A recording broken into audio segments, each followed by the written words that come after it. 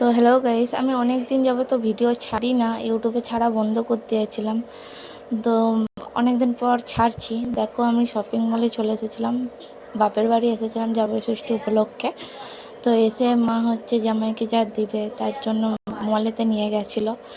এবার জামাই নিজের জিনিস চয়েস করছে আর আমি এদিকে ভিডিও করছি আর মারা এদিকে দেখছে।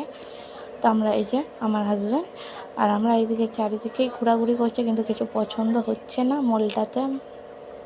তো এখন উপরে উঠছি, উপরে উঠে দেখা যাক কী নেওয়া যায়।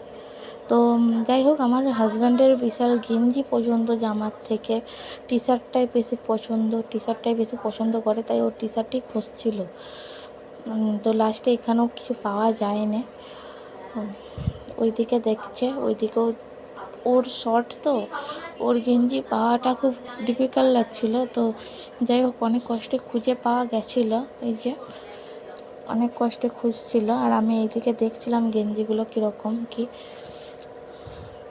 আর ওইদিকে মা চশমা দেখছে আর এইদিকেও আমার সাথেই দাঁড়িয়ে খুঁজছে যে কী। এদিকে মাকে আমি একটু দেখতে এলাম, মা দেখি কেমন লাগছে। এই যে মা সাদা একটা চশমা পরে দাঁড়িয়ে আছে। তো যাই হোক, এবার এখানে স্টাফগুলোকে ডেকে একটু বলা হলো যে ওর সাইজের গেঞ্জি বের করে দিতে, মানে টি শার্ট বের করে দিতে। এই যে ওইদিকে বলা হয়েছে, স্টাফগুলোকে আনছে। আর এইদিকে আমি একটু ফটো তুলতে চলে এলাম, একটু স্টাইল করতে। অনেকক্ষণ ধরে ফটো তুলছিলাম নিজের স্টাইলের মতো। কি ফটো তোলার ঢং! যাই হোক, ফটোগুলো তোলা হচ্ছিল আমার, আর ওইদিকে ওর গেঞ্জি দেখাই হচ্ছিল। এই যে এক একটা করে মাপ নেওয়া হচ্ছিল, তাও হচ্ছিল না গায়েতে। আর লাস্টে একটা হয়েছিল। যাই হোক, পিছনে কাকুটাও কেন আমার দিকে অমন করে তাকালো আমি জানি না। এবার আমি ওই দিকে চলে যাচ্ছি, আমার এতগুলো ফটো তোলা হয়ে গেল অলরেডি। এবার এদিকে এসে দেখছি, তাতেও দেখছি গেঞ্জি পছন্দ হয়নি, মানে টি শার্ট পছন্দ হয়নি।